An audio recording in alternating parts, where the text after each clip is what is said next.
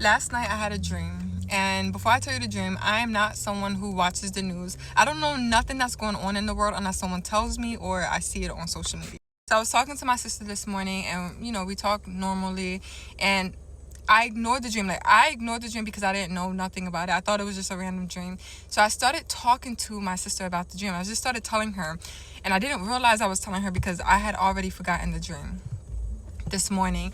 And she was listening to me talk about it, and as soon as I finished, she's like, that's literally what's happening. That is literally a warning that God has been showing her, but she's been keeping it to herself because she doesn't want people thinking she's crazy. And not only that, she doesn't really talk to me about stuff like that because she knows I don't really care.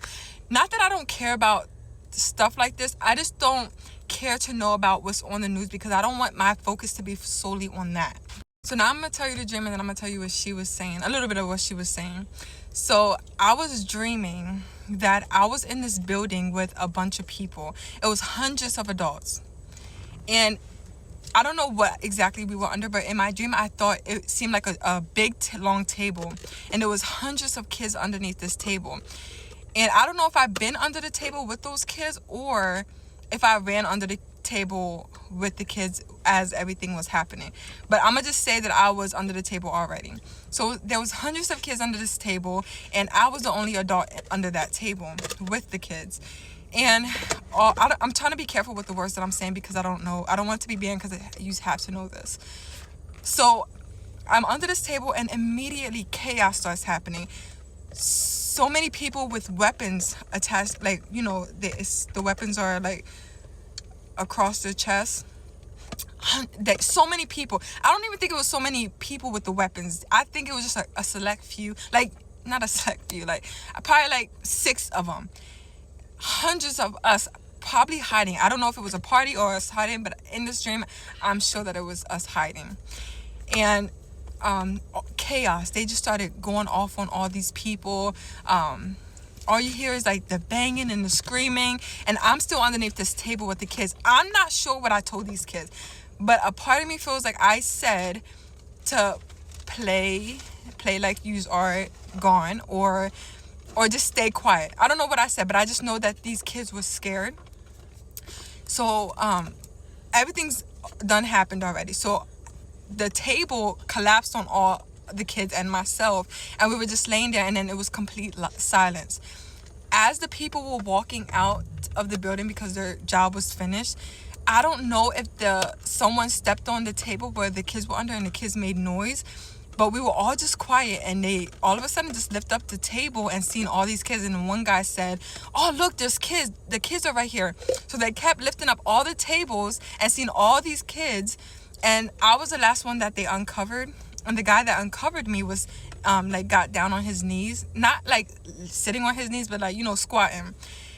And I was gonna play like I was gone, but I felt like the kids were already talking. I didn't want to seem like the only one that was done because in my dream I thought they were gonna do something to me if I kept pretending. So I started waking up, groaning like I was in pain. I don't think I was, but I was groaning, and then I felt like they were going to do something to me. They didn't say, they were just more worried. They was oh, look, shocked, look, there's kids. But I was the only adult. So I thought they were going to do something to me. So I started saying Lord, have mercy on me. And then the guy that uncovered me and was squatting there, he was mocking me, Lord, have mercy on me. He laid my head down with the covers, he was covering my head, and then boom. Literally I just went out. I don't know what they did to the kids. I don't know. I just know that they were targeting the adults. And then they didn't even hesitate to take me out. They didn't hesitate on anything. They didn't think it through. They didn't talk to each other. They just did it. This is a dream that I thought was weird because, not weird, but I just overlooked it because, first of all, what really got to me is when how you are dreaming and you're falling off a building. I feel like a lot of people had that dream, and before you hit the ground you wake up. This dream was not that. In the dream I literally went out. It was so quick. It was boom, and it went black for me, and then I knew that I was unalive. It went black, and then I started seeing the light, and then I woke up. I already knew that I was gone. He mocked me, put the blanket over my head, and it just was so quick.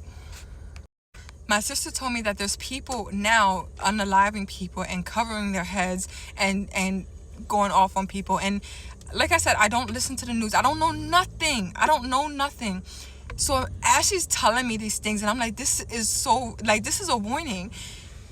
I started crying, and my kids are hearing me talk about the story to my sister, and they hear my sister telling them like, this is what's gonna happen. So then I start to think all the prophecies that I've been hearing, and all of it starting to make sense to me. All of it is starting to feel so real.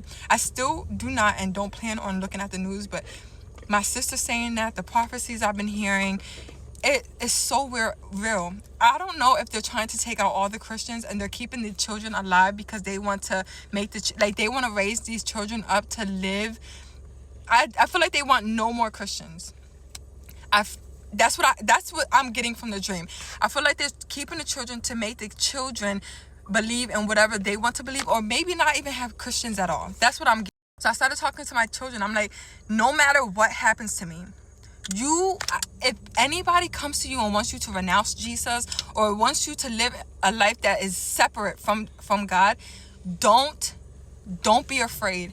They might torment you. They might say they're going to unalive you right away. Let them do it, because you need to know that if you listen to whatever they're saying and renounce Jesus, they're still going to unalive you. And even if they don't, stand bold for Jesus, because he was bold for you. He took that beating for you. So it says so much to my kids, but I was just trying to explain to them like all the things that's going to happen. Like, we are going to be persecuted, and they're just saying, oh, I'm gonna stand firm. Like, and what I want people to know is, you are going to say, and even now I'm saying that I'm going to stand bold, but when that situation is actually happening, am I actually going to be bold for Christ? Or am I going to be so scared and not want to die that, I hope they don't ban me, block this down, but am I going to be so bold and so firm in Christ and not care what they're going to do to me? Like, that's what I'm trying to make you guys understand and help my kids understand, that we are saying that we're going to follow Christ now, but in that moment when it's actually happening and they're in our face telling us to renounce it, are we going to still stand firm? Are we going to allow them to torture us? The times are here already, and I just want you guys to know that you hear a lot of people saying stock up. I want you to build that relationship with Christ. Don't worry about stocking up until you worry about Christ. Build that relationship with Christ and allow the Lord to what's it called? People were just watching me. Allow the Lord to help you. So many people just came. I'm telling you guys to not stock up, to build that relationship with Christ and allow him. Don't feel like you're so behind in stocking up. Just focus on building that relationship with Christ, and I promise you, the Lord will guide you to the people that are already stocked up and have all the things that you need. Just worry about your relationship with Christ first. That is the first step, and just know that the Lord is having everything figured out for you. That dream, I was gonna overlook it, but it was a warning. Things are already happening to Christians, and they're gonna start coming closer to us. We may feel like we're safe, but we're not. We need to stay in prayer. We need to be grounded in Christ. Also, I forgot to tell you guys, my sister said that this morning, before I told her the dream, that the Lord, a Bible verse came up and God said, heed to the warnings. And I'm warning you guys, the Lord sent me this dream to warn you guys. This is not I'm not the only person he's telling. Like, there's so many Christians out there that God is giving dreams to warn you guys. Don't just bypass this. Listen to this warning and take heed. Just get into prayer and allow the Lord to lead you. Allow the Lord to warn you himself. Hey you guys, this is how I know that Jesus is coming back, because something so big is in the air. And if you've been paying attention to the news at all, you already feel it. There's talk about alien disclosures and the Epstein files, a new virus that's breaking out, wars everywhere, left and right. AI is taking over jobs. Robots are now in your living room. Something so big is shifting, and everyone feels it, whether they'll admit it or not. So there is this incredible amount of tension that is in the air, that is mixed in with fear and uncertainty. There is this power play that's happening between corporations and nations and the powers that be that we have never seen at this scale before.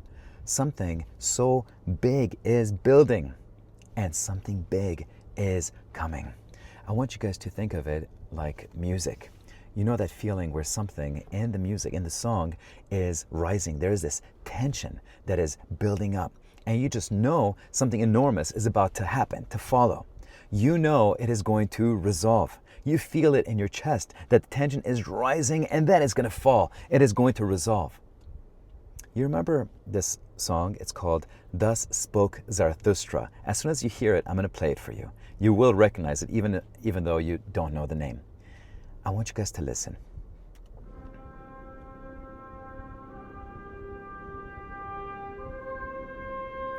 That's the first big moment where tension is building up.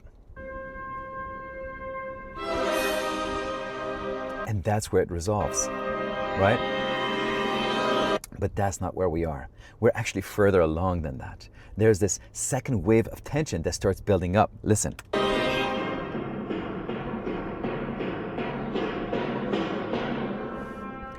Something big is in the air, my friends, and everyone feels it. If you look at the governments, they're admitting that UAPs, aliens, are real.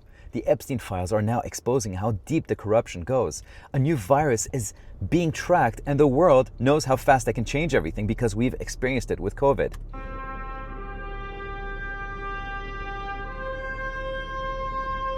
You see, the tension is still building again and bigger than the last time. And there it is. There's the second resolve.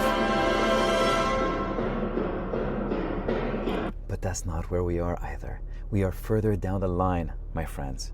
It's still building up. We see wars that are multiplying. Nations are choosing sides in ways that look like prophecy that is described in the Bible. China versus Taiwan, Russia and Ukraine, Israel and Gaza. The alliances forming right now should make everyone pay attention.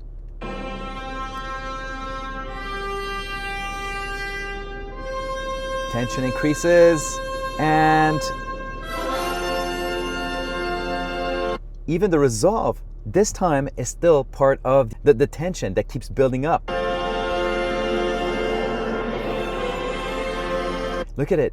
AI is not coming for jobs anymore. It's already here. Humanoid robots are walking into homes and factories. The global financial system is cracking under debt levels that have never been seen in history before. Billionaires are quietly buying bunkers, and no one is asking why.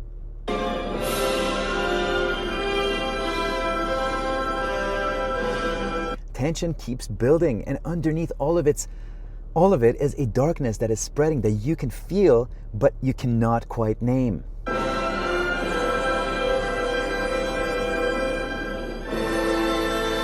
Occultism, Satanism is now out in the public. No one is hiding anymore. Corruption and power is concentrated in fewer and fewer hands. Right there, you see, my friends? That is where we are at, where the tension is at a breaking point. And the Bible is describing this, every single one of these things, thousands of years ago. And here it is.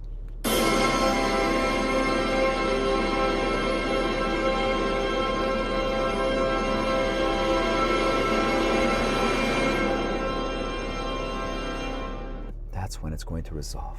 When Jesus Christ comes back to resolve all that tension. And that is why you're seeing more and more revelations from the Bible. More things that used to be obscure are coming to the surface, coming to light. Look at Acts chapter 2, verse 17. It says, in the last days, God says, I will pour out my spirit on all people. Your sons and daughters will prophesy. Your young men will see visions. Your old men will dream dreams. So God is pouring out more light precisely to prepare us for the darkness that is about to be pushed back. And that is the tension. This is the moment before the big resolve. when Jesus comes back. And we've already talked about the stunning connection between Elijah and John the Baptist in the last video, and how that mirrors the witnesses of the end times. But you guys, I have something even more incredible to share with you in the next few days. Until then, I want to encourage you to get into the Word, to start praying, or to pray more if you're already praying, to spend more time with God, and to keep your eyes focused on Jesus Christ, because He is coming back soon for His bride. God bless you guys.